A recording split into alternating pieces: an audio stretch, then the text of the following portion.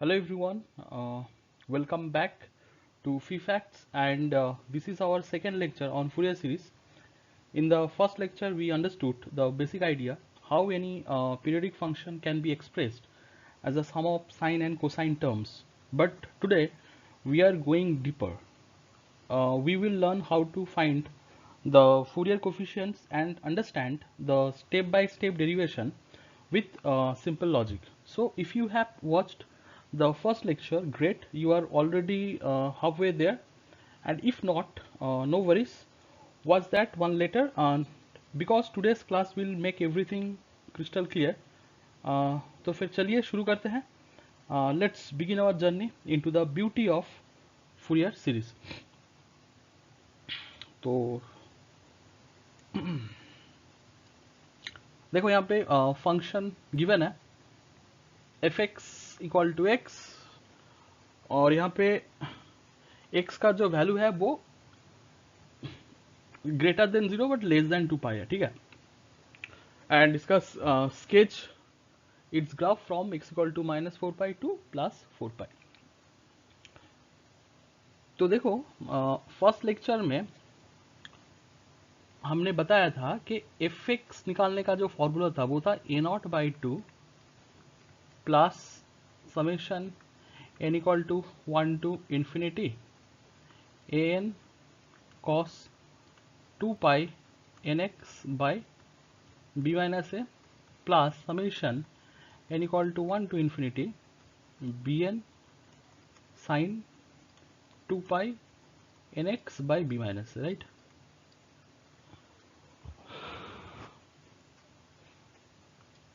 तो फिर यहाँ पे देखो ए नॉट का जो फॉर्मूला था वो कुछ ऐसा था, a not equal to 2 by b minus a, integration करना है ए टू बी, यहाँ पे होगा एफ एक्स डी एक्स, ठीक है.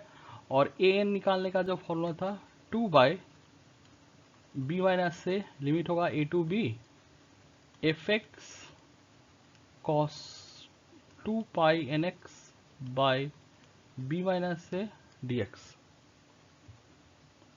देन बी एन था 2 बाई बी माइनस से लिमिट होगा a to b f x sine 2 pi n x by b minus से डी एक्स, ठीक है. तो यहाँ पे देखो ए था लोअर लिमिट और बी था लोअर लिमिट. तो यहाँ पे जो जीरो है वो ए है, ठीक है, और यहाँ पे 2 पाई है बी, और एफ एक्स का वैल्यू यहाँ पे क्या है, एफ एक्स मतलब यहाँ पे एक्स है. तो अब इस फंक्शन का हमें फूरियर सीरीज निकालना है. तो पहले हम ए नॉट फाइंड करेंगे. देखो ए नॉट क्या होगा, तो फिर 2 बाई बी माइनस ए है, तो 2 बाई, अच्छा b का वैल्यू कितना है, यहाँ पे b का वैल्यू है 2 पाई एंड a तो 0 है, तो नीचे क्या होगा b माइनस है, मतलब ये 2 पाई हो जाएगा, और लिमिट क्या होगा 0 टू 2 पाई, ठीक है, समझ में आया. देन एफ एक्स के जगह लिखना है x dx. देखो यहाँ पे इस 2 से 2 कैंसिल होगा, तो बाहर होगा 1 बाई पाई, और x का जो इंटीग्रेशन होगा वो होगा एक्स स्क्वायर बाई 2, लिमिट देना है 0 to 2 pi, then 1 by pi, then यहाँ पे लिमिट पुट करना है, ठीक है. तो इस 2 को बाहर ले लो, तो 1/2 का बाहर आएगा. x की जगह 2 पाई पुट करना है, तो अपर लिमिट माइनस लोअर लिमिट, तो x की जगह 2 पाई पुट करेंगे तो क्या मिलेगा 4 पाई स्क्वायर माइनस 0, ये 0 हो जाएगा, ठीक है. फिर ये पाई से पाई ये कैंसिल होगा यहाँ पे, और 2 से 4, तो यहाँ पे ए नॉट का जो वैल्यू होगा वो होगा 2 पाई,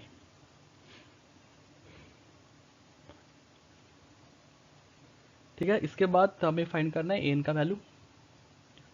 तो ए एन इक्वल टू क्या होगा, देखो वही सेम है, 2 बाई बी माइनस है, ठीक है. तो यहाँ पे क्या होगा 1 बाई पाई होगा बाहर, लिमिट क्या होगा 0 टू 2 पाई, एफ एक्स की जगह लिखो एक्स कॉस, देखो यहाँ पे cos 2 pi n x by b minus a है. तो अभी देखो बी माइनस ए का मतलब यहाँ पे क्या होगा, बी माइनस ए का मतलब होगा यहाँ पे 2 पाई होगा, है ना.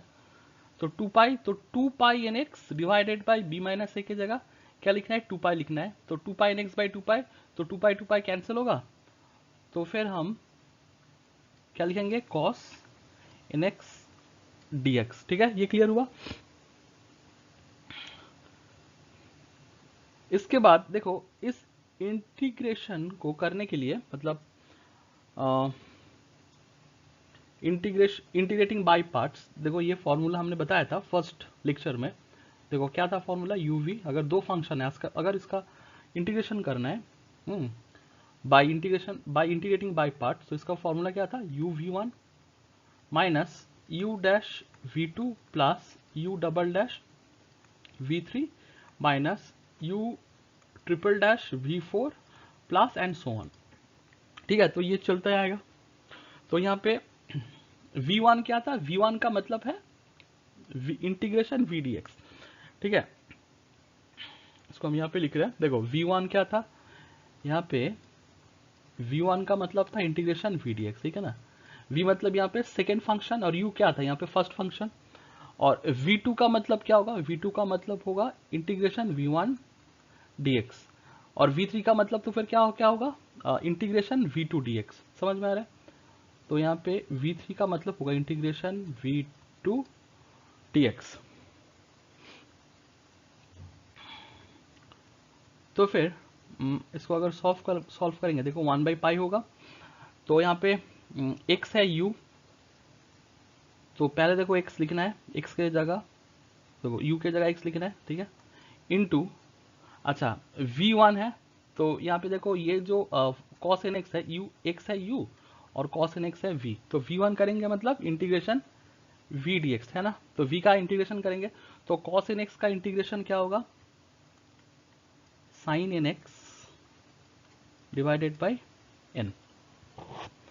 इसके बाद देखो माइनस है, देखो u डैश लिखा है यहाँ पे u डैश, और u डैश का मतलब क्या होगा, x का डिफरेंशिएशन। ठीक है, देखो u dash u double dash, u dash का मतलब होता है du by D X, u double dash का मतलब होता है D two U by D X two, मतलब इसका सेकेंड ऑर्डर डेरिवेटिव। ठीक है, और u ट्रिपल डैश का मतलब होगा u का थर्ड ऑर्डर डेरिवेटिव।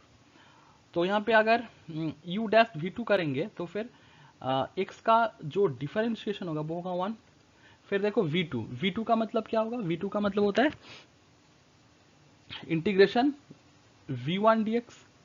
यानी कि देखो ये v1 हुआ था sin nx बाई n, तो अगर sin nx बाई n का अगर इंटीग्रेशन करेंगे तो हमें क्या मिलेगा, v2 मिलेगा। तो अभी देखो sin nx का इंटीग्रेशन क्या होगा, माइनस cos nx बाई, देखो n ऑलरेडी था और n और एक आएगा तो n स्क्वायर होगा। ठीक है, देन इसके बाद क्या होगा, देखो यहाँ पे प्लस u डबल डैश है। ठीक है, लेकिन u डबल डैश करेंगे मतलब u का अगर दो बार डिफरेंशिएट करेंगे तो x का वैल्यू क्या होगा, 0 होगा, तो इसीलिए इसके बाद नहीं होगा। फिर क्या होगा, इसका लिमिट दे दो 0 से लेके 2 पाई। इसके बाद देखो अपर limit minus lower limit put करने के बाद तो फिर हमें क्या मिलेगा, तो 1/पाई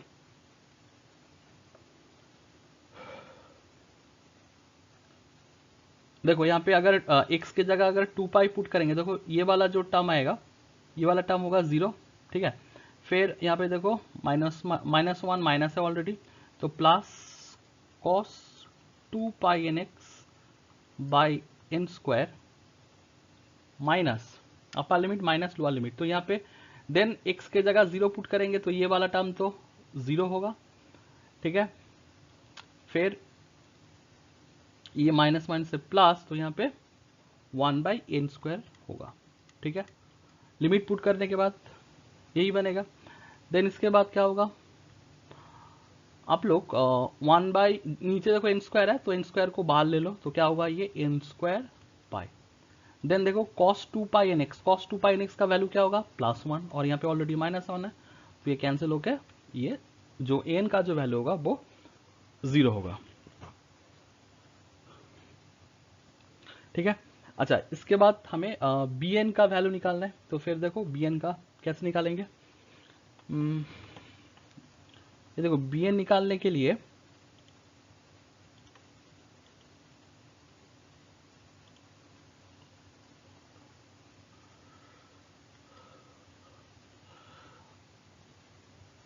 अच्छा इस वाले टर्म को इरेज करें। ठीक है,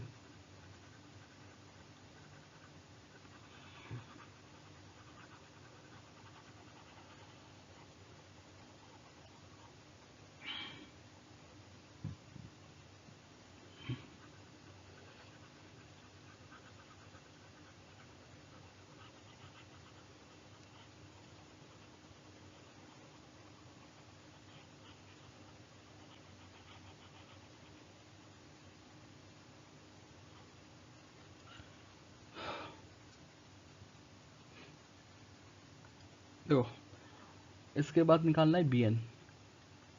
सो बी एन इक्वल टू, देखो 2/b, b माइनस ए है तो बाहर क्या होगा, 2/2 होगा, लिमिट होगा 0 to 2 और एफ एक्स तो एक्स है, और ये क्या होगा, देखो साइन 2π/x/b माइनस है तो ये हो जाएगा साइन nx dx।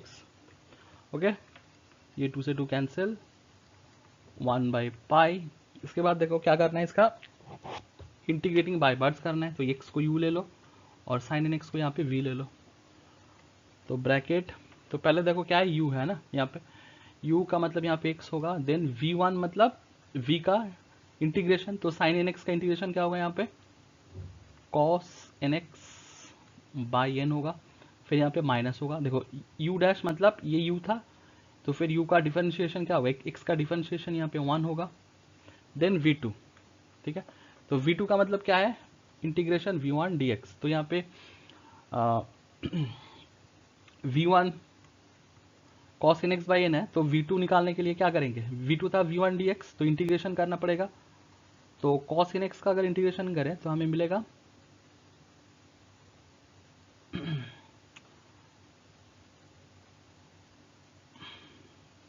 अच्छा यहाँ पे एक नेगेटिव साइन आएगा है ना, क्योंकि u v sine N X है, और साइन का डिफरेंशिएशन क्या होता है, साइन का डिफरेंशिएशन माइनस कॉस होगा, तो यहाँ पे माइनस कॉस एन एक्स होगा, ठीक है। इसके बाद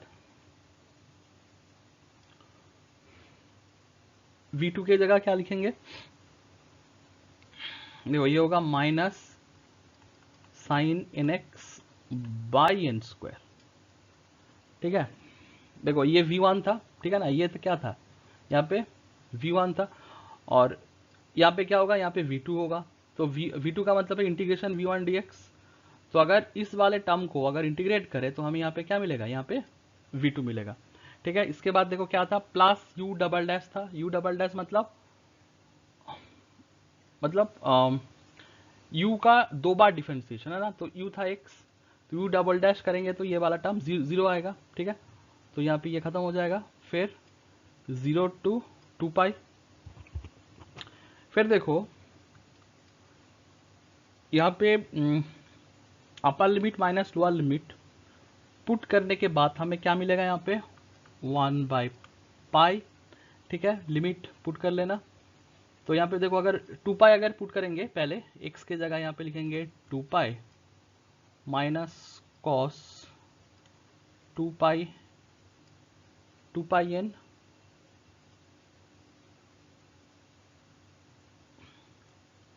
डिवाइडेड बाय यहाँ पे तो n होगा, फिर यहाँ पे देखो साइन एन एक्स है, तो यहाँ पे x के जगह अगर 2π लिखेंगे, साइन एन 2π, ये वाला टर्म क्या होगा, ये 0 हो जाएगा, ठीक है। फिर lower limit minus lower limit 0 put करने के बाद ये भी टर्म 0 हो जाएगा, तो यहाँ पे बी एन का जो वैल्यू होगा, तो यहाँ पे पाई पाई कैंसिल होगा, तो ये आएगा -2/n, सही है, क्योंकि यहाँ पे देखो cos 2πn का वैल्यू क्या होता है, cos 2πn का मतलब होता है +1, तो यहाँ पे ये 1 मतलब -2/n, ठीक है,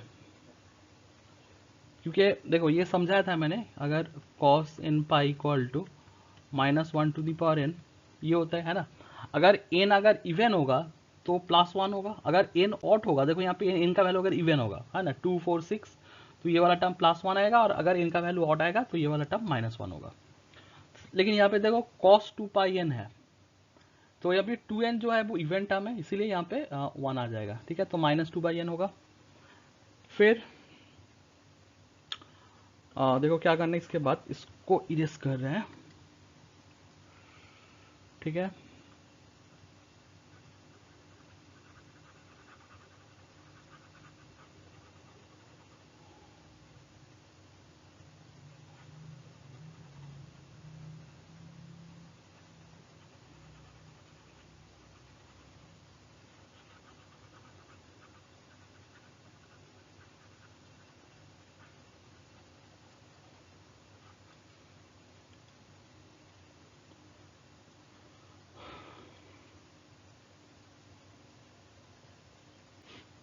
देखो इसके बाद ए नॉट का वैल्यू क्या आया था, 2π आया था ना, तो यहाँ पे वैल्यू पुट कर दो, 2π/2 प्लस ए एन का वैल्यू क्या था, ए एन इक्वल टू 0 आया था, तो ये वाला टर्म क्या होगा, ये नहीं रहेगा, ये 0 हो जाएगा, प्लस समेशन है यहाँ पे n equal to 1 to infinity, b n का वैल्यू क्या आया था -2/n, और ये देखो क्या होगा, साइन साइन एन एक्स होगा यहाँ पे, है ना। देन इसके बाद देखो 2 से 2 इसको काट दो, कैंसिल करो, फिर यहाँ पे पाई -2 को बाहर ले लो, n equal to 1 to infinity, तो sine N x by n equal to pi -2। देखो अभी n equal to 1 to infinity है यहाँ पे, तो n का वैल्यू पहले अगर 1 पुट करेंगे तो क्या मिलेगा, साइन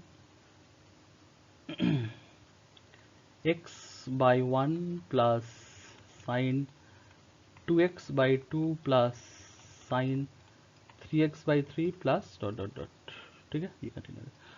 तो ये हो जाएगा इसका फंक्शन एफ एक्स का फूरियर सीरीज रिप्रेजेंटेशन। ओके, अच्छा इसके बाद हमें इसका ग्राफ स्केच करना है। तो इसका ग्राफ स्केच करने के लिए नेक्स्ट पेज में चलते हैं। ठीक है,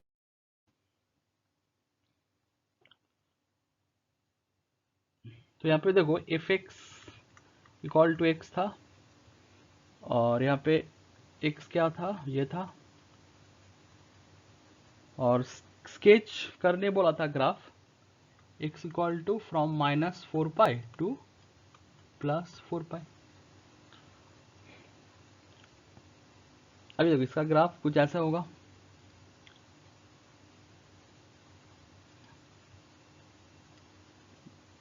देखो ये है F x and this side x है, ठीक है। और ये जो इक्वेशन आप लोग देख रहे हो, ये क्या है, लीनियर इक्वेशन है ना, क्योंकि y इक्वल टू एक्स में क्या था, ये लीनियर इक्वेशन होता है, और इसका जो ग्राफ होगा कुछ ऐसे होगा, देखो समझ में आया ना, क्योंकि एफ एक्स के जगह y है यहाँ पे, तो y इक्वल टू एक्स, ठीक है, ये ओरिजिन से पास होगा, ठीक है, y इक्वल टू एक्स के लिए। फिर इसके बाद देखो यहाँ पे होगा 0 होगा, और यहाँ पे 2π होगा, देन अगेन 2π इंटरवल के बाद क्या होगा, फिर से ये ऐसे रिपीट होगा, तो यहाँ पे ये 4π आएगा।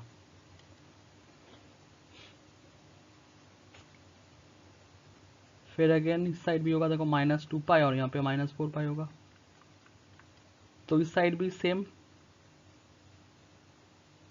वैसे ही होगा।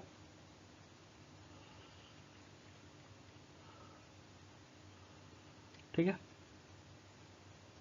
तो ये हो गया ग्राफ इसका from x equal to -4π to +4π।